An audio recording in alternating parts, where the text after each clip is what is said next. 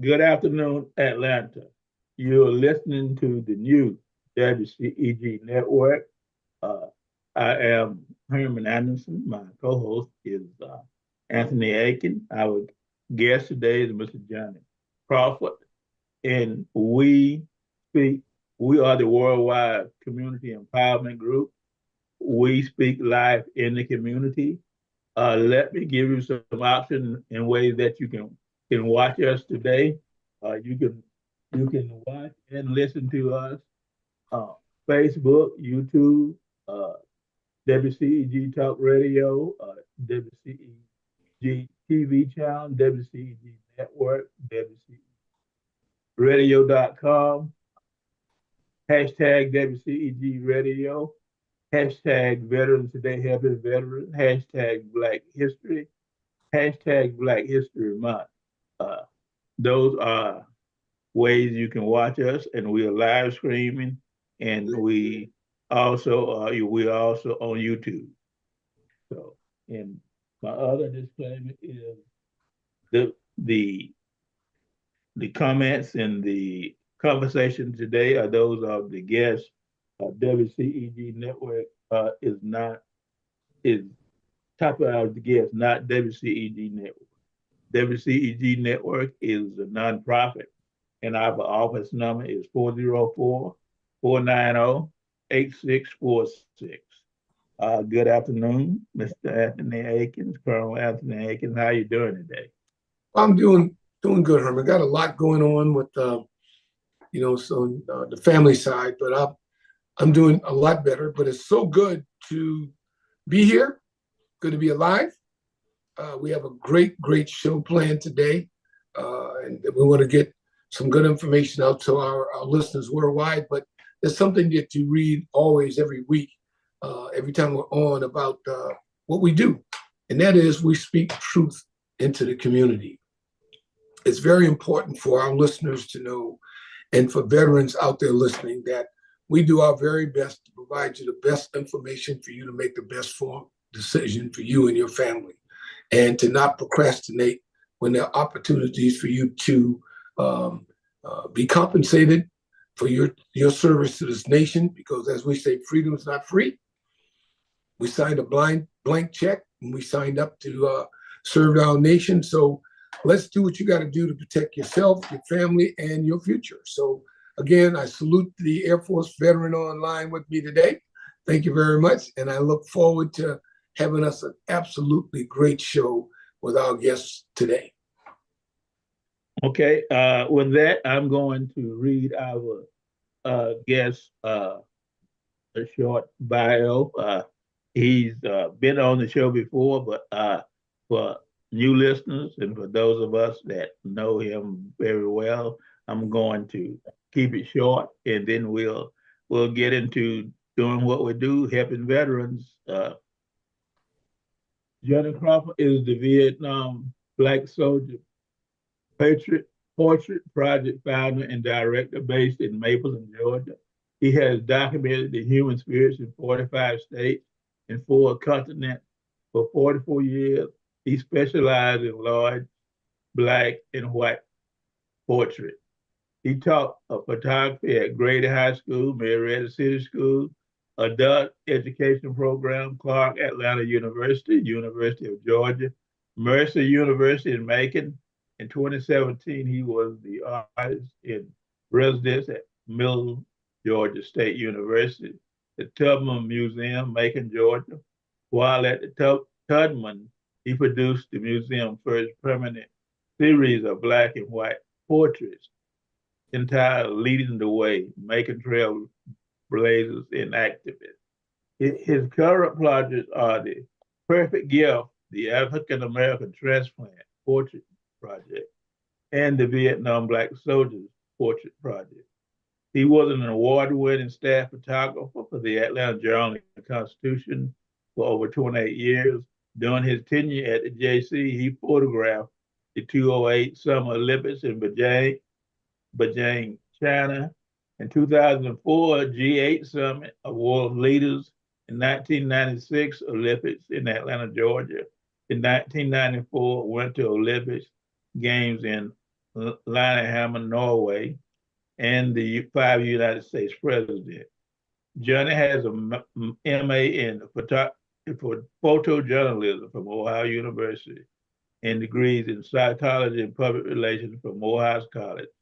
He's a Cascade United Methodist Church member and World of Faith Family Worship Cathedral.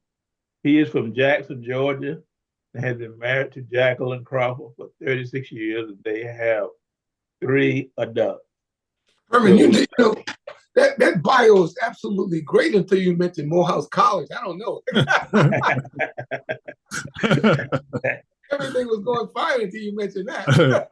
No, he's been busy, and it's great that he has such a diverse background in giving back. Even though he served and did well in the military, he's still alive, and now he's using his crafts through the lens to show his work. So it's great. I'm glad that we have him again as our guest. Yeah, I always have to correct. It's correct because I didn't serve in the military. I want to make sure that people don't get me confused. Okay. I have a great admiration for people who served. And just a quick bio, just a quick thing to let people understand why. In '84, I was an intern at the VA Medical Center. And that's the first time I got a chance to see what true patriots look like and the result of war. And I had no idea thinking about this project. But when I walked by that, I was a young photographer trying to learn shooting medical photography at VA. And I walked by that lobby and saw a man with a missing arm, saw people missing eyes, no legs, and burns that you just could not imagine. Cancer because of Agent Orange. And I got a true respect for what patriots are. And so that's something that most people don't understand. People talk about, but that's what war does. And that's the stuff you can see. I'm not talking about the guy in the corner who was sitting down next to an empty seat, and the person got ready to sit in that seat. He said, "Don't you see him?" Yeah. So that's what war is all about. Yeah. So I take my hats off to anybody who goes and put their lives on the line, to fight for a country or their family or however you see it, because that's when my granddad said that's when the rubber hit the road. You can talk, but when you go over there and you serve wherever you serve, and that's why when I look at things that are going on in Gaza and I look at stuff going on in Ukraine, I look at it with a different view. That's pain and suffering, and that's pain and suffering is going to go on for 20, 30, 50 years. And so I do not take all that stuff lightly. But the reason you guys got me here is that because of the project I'm working on. And one thing I've been photographed up as of now, Mr. Anderson, I've photographed 101 Black Vietnam veterans in the states of Georgia, North Carolina, and Florida. And I am still looking for Black Vietnam veterans in South Carolina and Alabama, because and Tennessee, because these are states that are closest to me. And I just want to make sure that every veteran knows there's no cost for that. You let me photograph you, and I'll give you 2 color prints. Although my portraits are exhibited in black and white, the portraits that you will get will be colored. And those pictures have been used all types of ways. Unfortunately, since I started the project in 2017, 7 of the veterans I photographed have died. And the portraits that I end up giving them has been on 2 of their funeral programs, because that was how they looked, the last time of age. Well, it used to always bother me when I go to funerals, see this person who died was 99 years old, and the picture of her when she was 18 years old. I mean, that's a big gap that, we're not seeing what she actually was. So, but I have a great love for Black Vietnam veterans, of all veterans, but Black Vietnam veterans, for simple reason is that, you were going to a country to fight for rights that you didn't have yourself. And, go ahead. I can tell you this. A couple of things is I was going mention that it happens to be Black History Month, but every day is Black History, but especially this month is one reason I wanted to highlight you and highlight what you're doing for Black Vietnam veterans. So, in one other, for you're looking for veterans in those 3 states, email me a little bit of information, and I'll put it out. I think I'll get it out. Okay, I really appreciate that. Yeah, I was just there thinking and reflecting on what you stated there, Mr. Crawford. I go to the VA a lot for my disabilities. And when I walk down those hallways going to whatever appointment I have, you can feel and see the private hell a lot of these veterans are enduring. People don't realize that. It's a private hell because that's something you personally are dealing with for the rest of your life. So when you go to that facility, you're going there for a main purpose. That's why my tolerance level is extremely low with mediocrity of services. I will not tolerate that, not one bit. You have a job at the VA because of a person like me. So when I walk through those doors, whatever you have going on outside that door, don't bring it inside that door because I'm there for a reason, help. So serving, my last assignment was at Walter Reed in Washington, D.C. That was like a huge VA with the number of prosthetic patients, the number of mental patients, the number of scarred patients that came through those doors every day was overwhelming. I'd never seen anything like that before in my life. So your project to me is paramount because each one of those men and women that you photograph have a story to tell. They got a story and they got their own private wars or private whatever they're dealing with. But now you're helping them to put that out through the portraits that you're providing. Because each picture, when you take a look at the cover, each picture, looking at each man, you can tell that there's a story. And that's the one thing I always want to tell people. My granddad used to tell me, he said, history, he said, the only thing bad about history as we know it is that it's telling his story. He said, the problem is we don't know who his is. History is simply, and I always tell people when I go speak, history is simply moments or seconds in time. In time. That's right. Right. That's it. And official history is simply moments in time told from the perspective and the perception of the person who has the most to gain. For example, if I ask anybody in this radio listening or YouTube me and I ask you to talk about your family history, you ain't gonna talk about your crazy uncle. You're not gonna talk about the drunk. You're not gonna talk about the person who owe you money. You're gonna talk about the best thing that happened in your family. That's correct. And that's what happens in history. So when you start talking about, I always have to tell people when I was at the Journal Constitution, I used to go to schools and I used to speak all the time. And they would always bring me in Black History Month. But one thing I was always keep people say, Black history is American history. American history is world history. Okay. You can't pull pieces out and say no, you don't. If to talk about one of the things I've started talking about when I talk about the Vietnam War is that I start talking about all phases, all people who were affected, all people. And that's one of the things you got to understand. When you start talking about history, you just can't nitpick and say, well, this is it. No, you got to tell the whole story. Once you tell the whole story and then everything falls in its place, you can understand it. But if you just tell one part and you leave out the other part, what you're doing is you're creating doubt. There's no perfect person. No perfect person has ever walked on this earth besides Jesus. And even he got upset and turned over the tables with the money changers. So the thing is that people have to accept that we're all imperfect. and there are bad things that happen. And so once you accept, sorry, go ahead. And once you accept that, then you can understand that there's no great person. We're all human beings. We're all going through a learning curve. And when you're young, you make mistakes.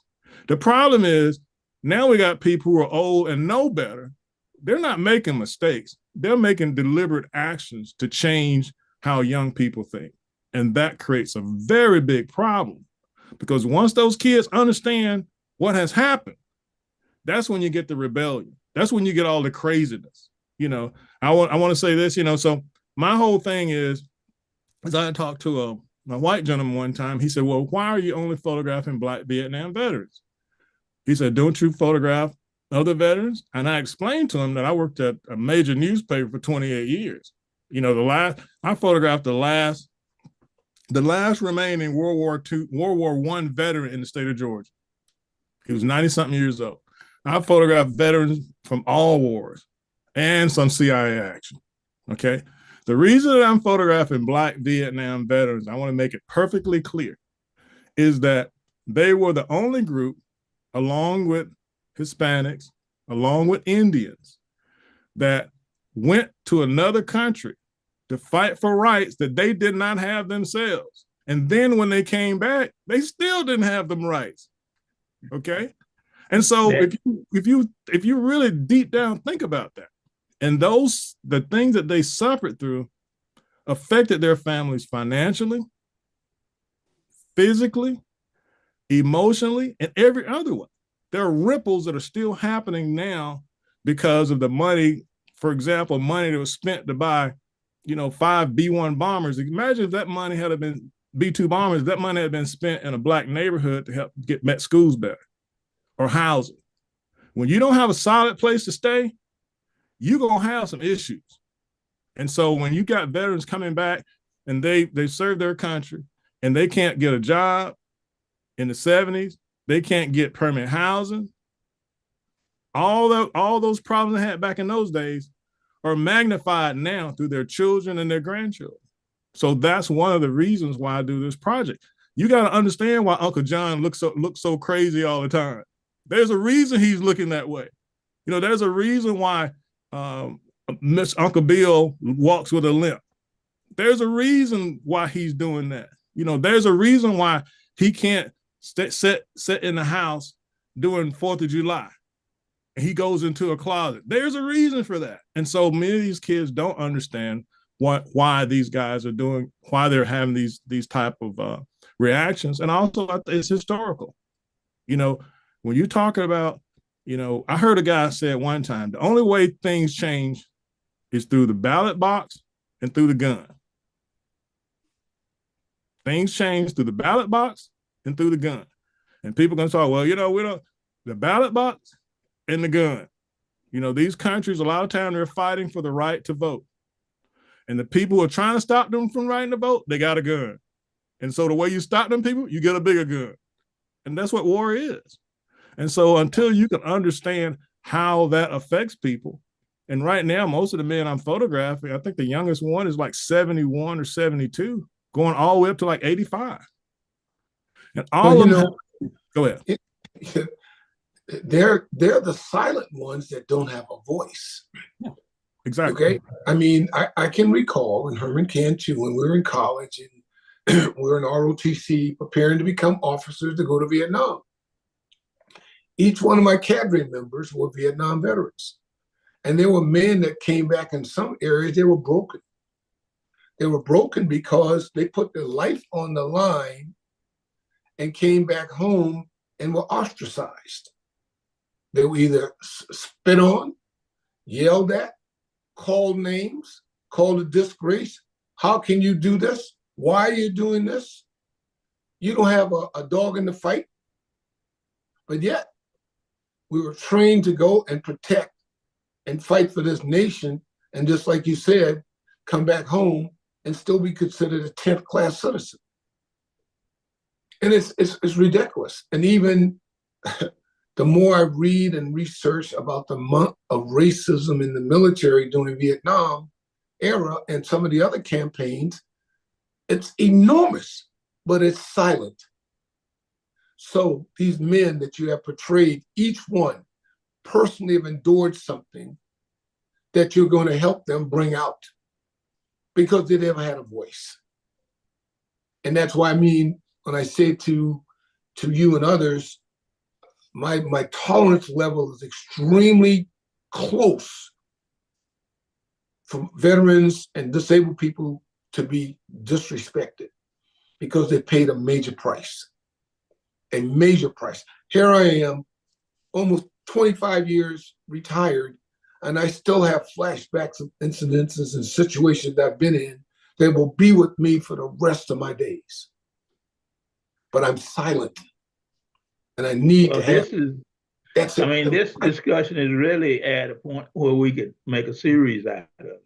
And I would, no, Mr. Crawford is talking about the Vietnam Veteran Portrait Project, and there are I've talked to him in the past, and there are a lot of Vietnam veterans and that are really not interested in talking about that.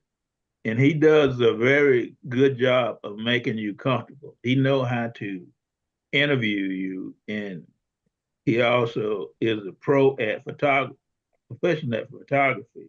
So it end up start off you're nervous and you're not sure you want to do it.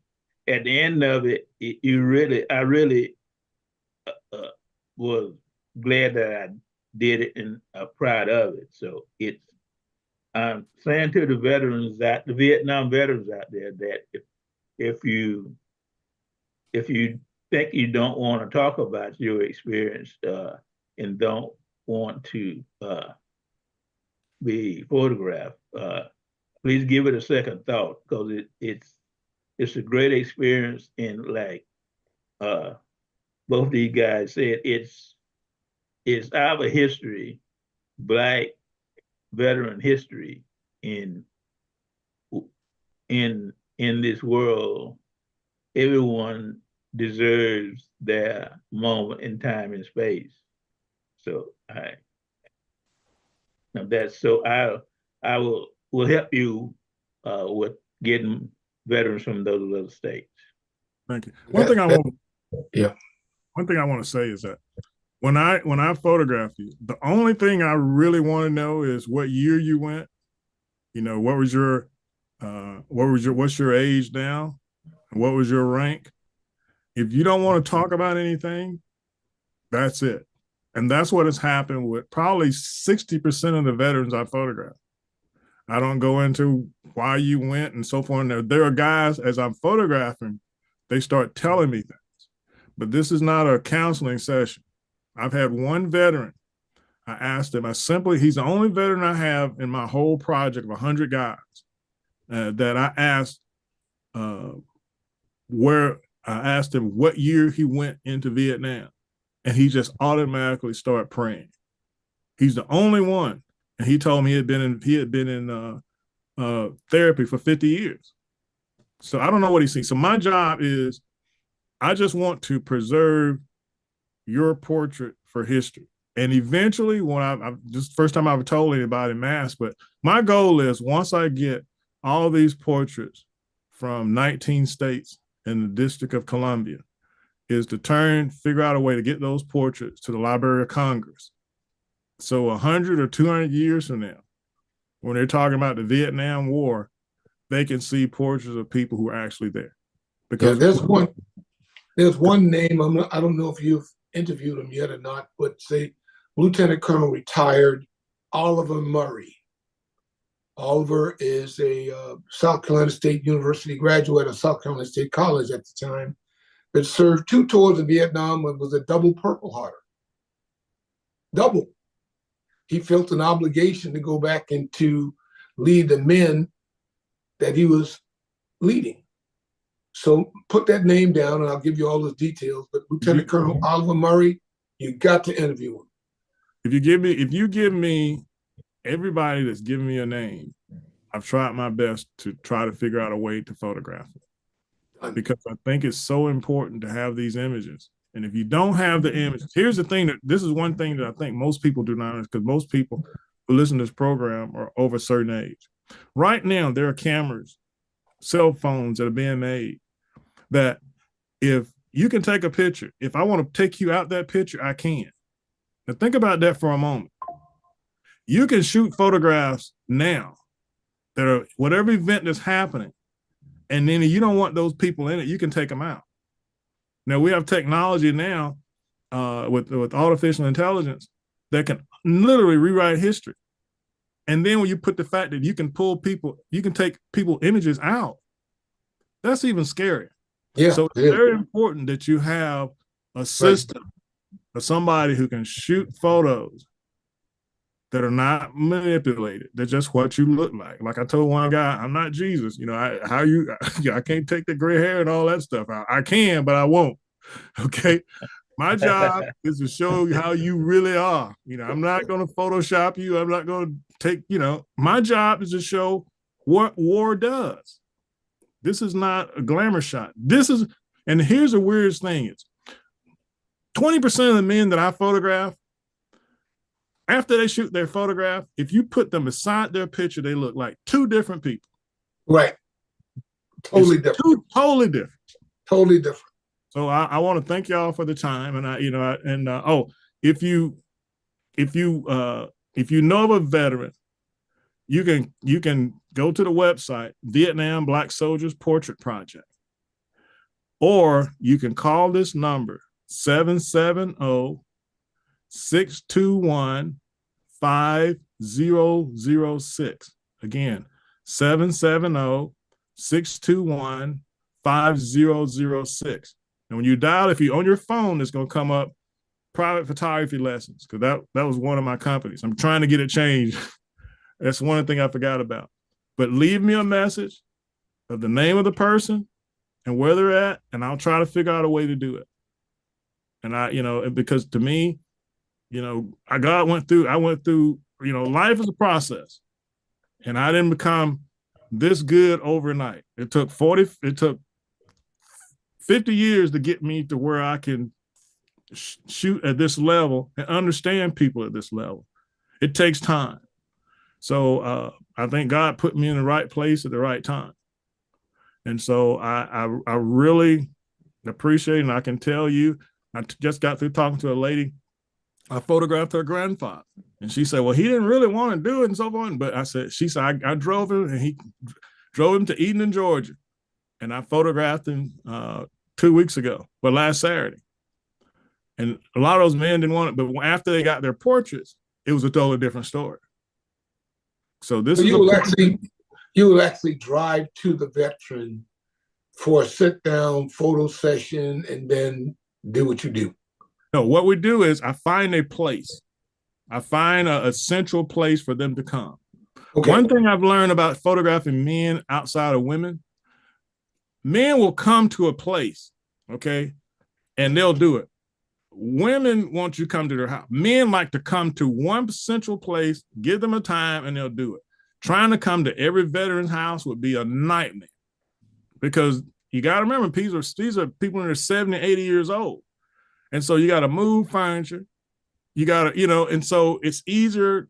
I like a place that's really clean, that I can cut off the lights, focus on that particular individual as opposed to all the other chaotic stuff. Now, there are situations where if there's a veteran who's bedbound or some of those situations, I'll make exceptions.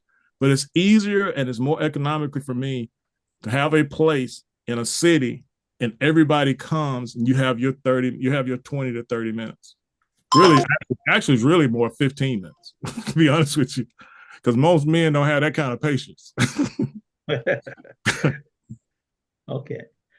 So you have, tell us about your exhibits, because I know you have exhibits and you also have another project that you're working on. Yeah, I have an exhibit, believe it or not, just started in my hometown of Jackson, Georgia. I had to go there 3 weeks ago to photograph some Vietnam veterans, and turned out I was kin to half of them, and I didn't even realize. They some of them knew I was doing the project, but they didn't even call me. These are my relatives. They didn't even call me. So I got an exhibit there, and on March 27th, before the Atlanta Hawks game, the Atlanta Hawks is going to honor me and my project along with other veterans, because that's their veteran night. And that's March 27th before the Portland Trailblazers game. Let's make sure that Herman Henderson, representing WCEG and his nonprofit, Veterans Helping Veterans, is part of that, because that's important. If Mr. Henderson can go down them steps. I'll follow up with you. Okay. But I thank you so much. And I know y'all got another guest, but I really appreciate it. We don't. If you got time, you okay. can. Well, I'm still here. One of the things my grandmother, she was an excellent example of how to talk to people. She didn't go past the 4th grade, and my grandfather didn't either. And neither one of them, made above $5 an hour. But they taught me how to be respectful to people's time and treat everybody as though they're important. And that's really the cusp of, when you're taking a portrait of somebody, it's their time. It's not the photographer's time, it's their time. And you try to be respectful. You try to get people relaxed, and I pay attention to, your body language. I don't care what you say, your body gonna tell me. And for example, I had one of the funniest things the other day, last Saturday. I had this gentleman. I said, "Well, do you want to stand up?" And he said, "Yeah." I said, "You can't do that." He said, "What you mean you can't do that?" I said, "I see the way your back is." He said, "Yeah, I had back surgery." I said, "Why don't you just sit on down?" Because you have to, and that comes from 45 years of taking portraits. Having a psychology degree, working around older people. And what I do is my project, and God has put me in the right place, is that, make a long story short, I'm really photographing grief. At the end of the day, when I photograph people who had transplants, I'm photographing people who've been through stuff. And the reason I can photograph those people, because I've been through stuff. You can't teach what you don't know.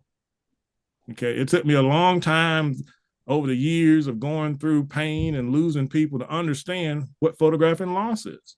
Mm-hmm. And so when you can get a person relaxed and you can get them away from how they look and all this other stuff that we're being pressured to be in, and you can just be yourself, then everything works out. And I always tell young photographers when I'm teaching, be yourself and photograph people as themselves. And be respectful. Great advice. Absolutely great advice. Being yourself. I always tell folks, you can't lie to yourself when you look in the mirror. Who do you see? You see you. So that's when the truths come out. Did I give my very best? Did I give it all? I can't lie to myself. When you photographing, particularly Black Vietnam veterans, and I know once you get some of us to open up, because you interviewed me. Do some of the veterans decide to tell you their story or tell you part of their story? As what happened in Vietnam or in the military period? It's interesting. Because I tell before they sit down, I said, look, the only thing I give them you a sheet that I just need this information so I can put it by your picture. It's interesting. I had a guy who was I think he was a colonel. He had his story already written out in 4 pages chronologically. It was simple. He could do a book. And then you have the men who I will say something, and then they will go into a story. The gentleman behind me, directly behind me, Mr. Byron Powell, he was one of the first men I photographed. Well, I called him the other day, and I was trying to get him to participate in a project, because he really doesn't like to do anything. It was just to get him to take the portrait. But then I thought I knew his story. His other story was bad, but he told me, he said one day, one night the washing machines wasn't working in Moody's Air Force Base. Now he's a captain. This guy's a pilot. So he gets in his brand new Pontiac and dry. He noticed that there's a brand new washerette across from the base. So he goes in the washerette and washes his clothes. Nobody's in there. He sits down and washes and dries. Next thing you know, the doors bust open. And these two police officers, one got a gun this side of the head, other one got a gun the other side of the head, and said, "What are you doing in here?" He said, "I'm washing my clothes." And the guy said, "Can't you read?" He looks up there and said, "Whites only." Okay, but Mr. Powell was raised in Washington, D.C. Okay, he had never experienced none of that stuff. And he said, they told him, said, "Look, either you get out of here or we're going to take you behind this washerette and put 2 bullets in you and write your mama a letter." And so he said, gets in his car and he goes back through the gates. The guys manning the gates are supposed to salute him. Now he's a captain. They don't salute him. Now here's a man who's putting his life on the line and he can't even wash his clothes. I'll get a salute. Yeah, or salute. And so, when you hear those kind of stories, and then you watch I hate to say that back in the day, the John Wayne type, you have to really sit back and say, that's why I always tell young kids, they always say, "Well, I wouldn't have did that." No, you have to understand the time. I always tell people, when you judge history, you have to judge it within that time. You can't judge it with hindsight. You got to judge it within that time. And within that time, he had no rights. And so what you have to learn how to do is to adapt or figure out and how to make it work in your head until you can get better situations, or you end up going the other way. And the other way might mean that you may not wake up another day. And that's a lot to handle, dealing with that, and then going over there and fighting a dude who's trying to kill you. And you got all that in your head, and you still worry about the dude, on your side trying to kill you. That's a hell of a way, to stuff to deal with. And that's what most of the Vietnam veterans, and I say most because I've ran into 1 or 2 that didn't deal with stuff at that level. But that's what the majority had to deal with. See, that goes back to what we talked about in the first half hour, is the politics and the war and who's in Washington now are not military people, number one. And number 2, the generation that is electing congressmen, representatives at the high level, at the state level, our generation is still, they know our generation is gonna vote, but the people that are a generation below us, they see history and they see the world different than we do. And what you stated is they say I would have done it different, and that's where the clashes are starting, like in the presidential race and in the races, is their campaign marketing strategy is to get certain generations and certain age groups to vote a certain way, and they take in consideration how the older generation gonna vote. And the people in their 50s and 60s now don't have the experience that they didn't go through Vietnam, even if they're in the military. So what they went through is completely different.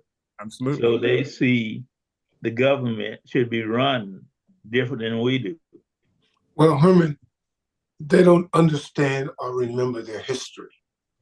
It is not really discussed.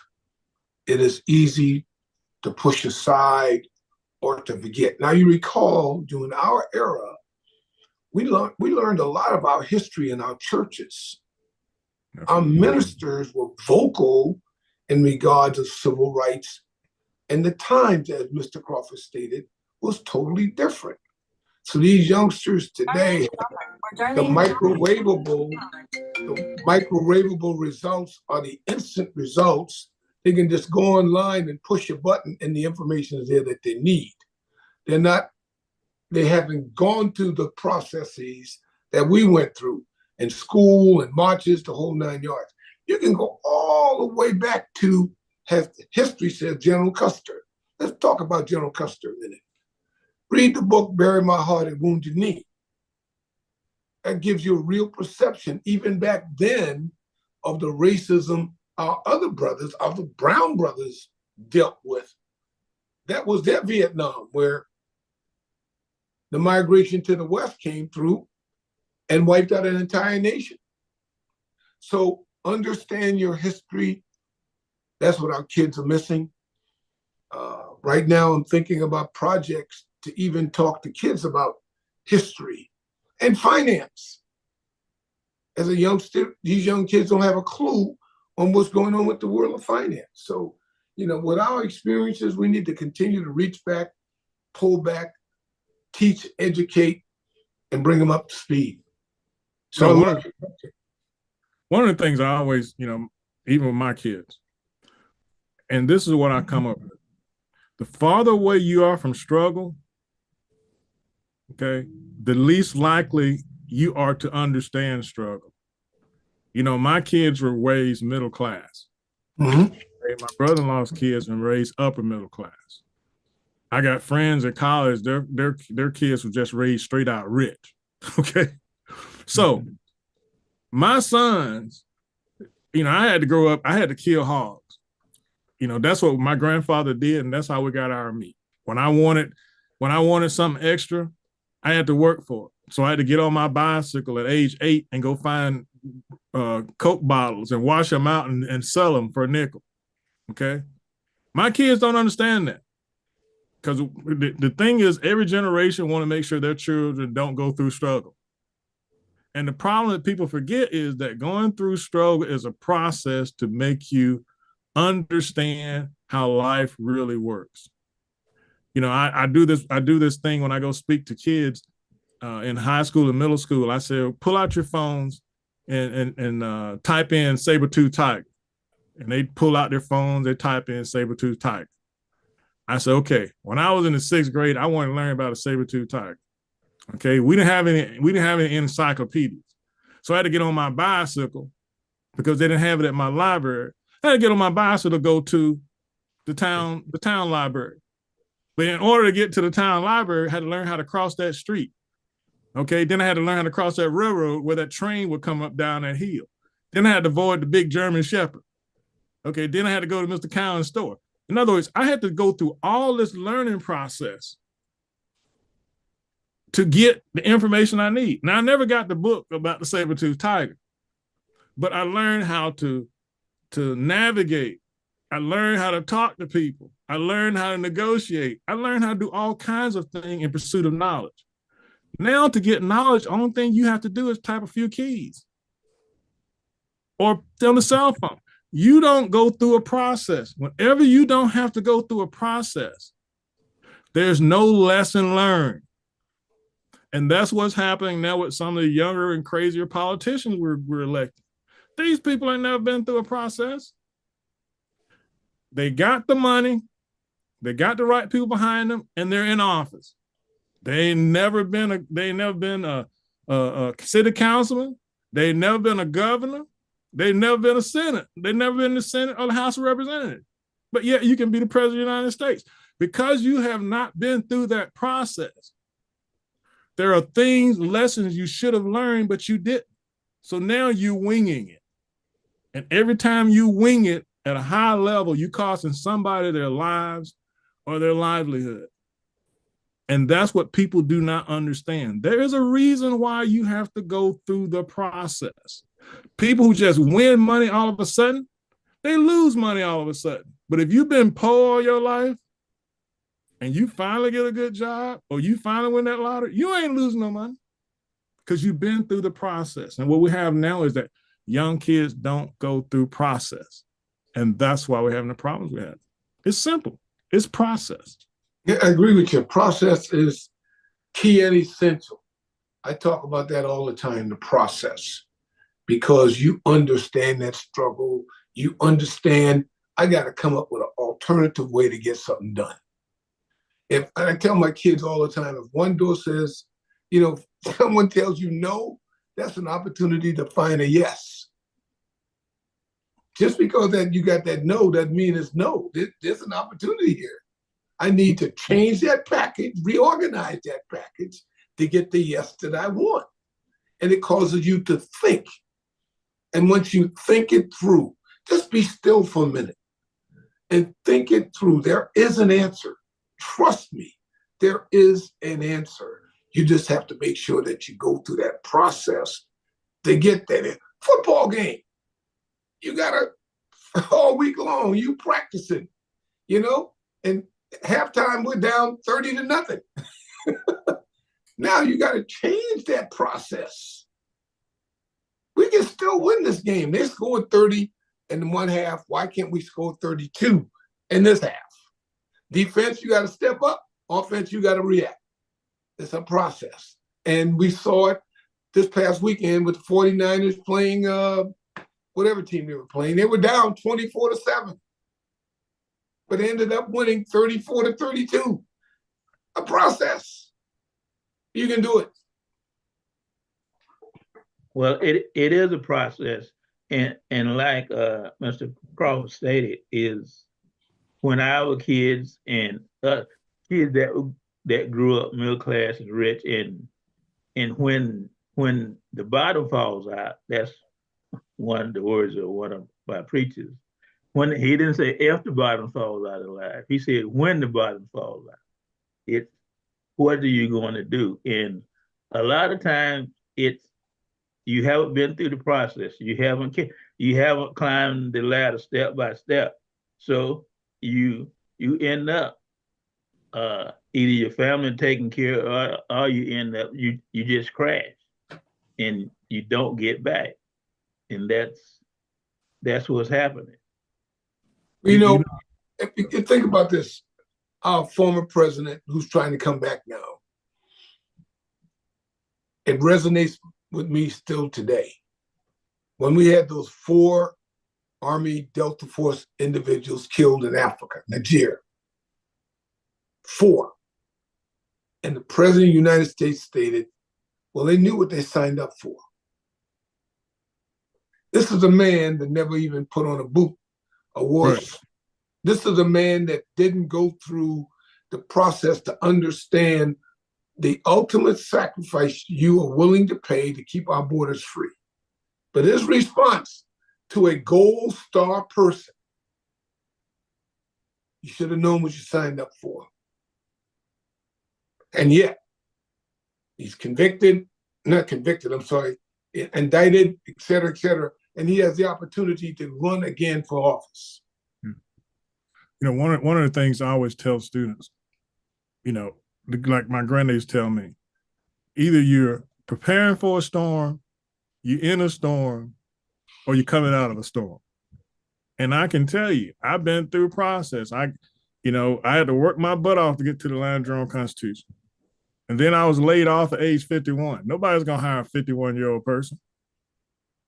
So I had to go look back, use my education, use everything I've learned to figure out how to make it work. I had the skill sets, but you have to sit back and pray and figure out what other way you can do it. And so here's the thing, and I always tell people this, and I know this is not our show, but I'm just going to say it. Everybody talks about being a Christian, but you don't know if you're a Christian until you've been tested. Okay, until you've been tested, you have no idea, until you lost your job. Somebody tell you you need a kidney. Okay. Somebody, you watch your father die. I done been through all those processes. So when I got laid off, I didn't really panic. Or when I needed a kidney, I didn't panic because I know who Jesus Christ was. And I had been through the process ever since I was in Sunday school and been around people. So what I'm saying is, I always tell young people, don't cheat yourself. Go through, it's just like you just talk about football. There's a reason. If you get a solid foundation in anything, a solid foundation is very important. Then you can go from that foundation and up and read and learn more, and it'll help you. But anytime you're trying to get someone and you're trying to skip steps, you're going to have a problem. You're going to have a problem later on in life. So I really appreciate talking to you, gentlemen. I mean, it's always, it's like, it's like, I'm not trying to age y'all, but every time I talk to y'all remind me of my grandfather. So, I'm not trying to say because y'all hair is gray and I don't have none, so you really can't tell how old I am. But I really, but all jokes aside, when I was 12 years old, my grandfather, we were sitting on a bench in Jackson, Georgia, and there was an older man walked by. My grandfather at that time was in his 50s. My grandfather told me, he said, if you see and that's around 1972. My grandfather said, if you see any black man in his 70s, you automatically give him respect. He said, you automatically give him respect. He said, because if he is set in his 70s in 1970, he said, that man's been through some stuff. And the fact that he can still walk around and he's alive, he said, you automatically give him respect. And I never forgot that. So anytime I see any man, forget especially black men, but any man of a certain age, I automatically give him respect. Because I know in order to get to that age and to be able to walk around, he has been through the process and much more. Well, I want to thank you for that comment because we, at our age, we are still able to walk around a little bit, and we still can. I'm and my frat brother Anthony, we talk all the time, so we are able to keep dealing with a little bit of stuff too. So yeah, man. But you know what? Your comments today were, I'm sure, well received by our listeners because they contain a lot of wisdom. Wisdom where we're as men can talk openly about subjects. I listened to you about your parents. My mother had a 4th grade, my dad had an 8th grade. But they taught love. They taught you can do anything you want to do if you put your mind to it. Exactly.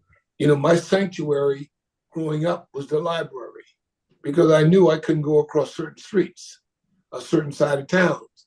So I used books as my method of dreaming to understand what's outside of Charleston, South Carolina, to understand what my ancestors went through. The books that I could find on Blacks, and there weren't many. Right. But, there weren't many. But the verbal history of your grandmother, your grandfathers, and your aunts and uncles, like osmosis effect of your life.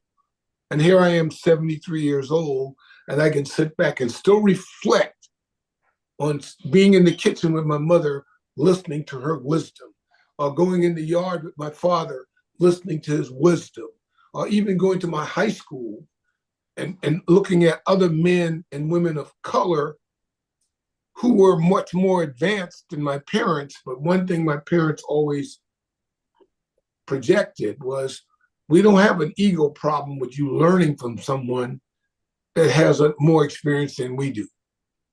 So you try to filter that on backwards. You filtered along. So each of us have a story. Our life is a story, as a history book, as you said. We just need to tell it. Yeah.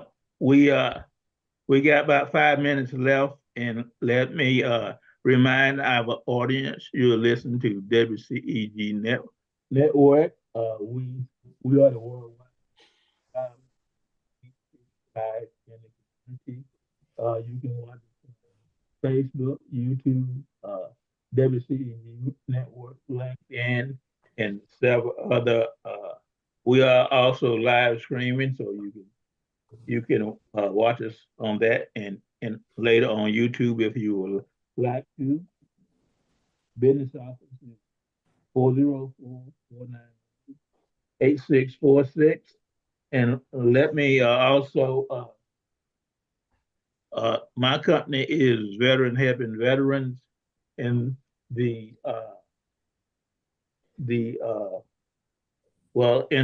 we close, I will give you the number of in the email address. So would you, Mr. Crawford, would you like to repeat your contact information? Yes. Go to Vietnam Black Soldiers Portrait Project and just get the contact, and you can type in all your information, or you can call at 770-621-5006. Again, 770-621-5006. And if you know any Black veterans in South Carolina, Alabama, or Tennessee. Thank you. Thank you. And my organization is Veteran Helping Veterans, headquartered at Atlanta. And the address is, the physical address is P.O. Box 961563, Riverdale, Georgia. Like we said, most people don't use mail anymore. But our email is bbhb3105@gmail.net. bbhb3105@gmail.com. And the telephone number to reach us is 404-377-1917, or the other number is 404-996-5679. Let me repeat those one more time. 470-377-1917 and 404-996-5679. Good. And like we say, we help veterans get their earned benefits and know what your entitlement are. We focus on helping get you into the claim system and doing claims management. And Anthony and I spoke about this on the program, and we will keep speaking. We take a section and we spend it on how you should get in the system, what you should do after you get there. I agree. Good points, Herman. And Mr. Crawford, just want to let you know from our perspective, you've brought a lot of insight and wisdom to our listeners. We want to say thank you to our founder, Penny Rogers, for her mustard seed blossoming into what we are today with the WCEG Network, where we have other great hosts providing truth to the community. And to Ms. Greer, our studio manager. She keeps us on track, on time, and we appreciate everything she's doing for us. And I tell you what, it's just great to see three men of color who served this nation with distinction and honor, and just doing what we do. So Herman, from my perspective, my brother, I love you. I love you very much. And Mr. Crawford, we appreciate you very, very much. Thank you, sir. Thank you very much.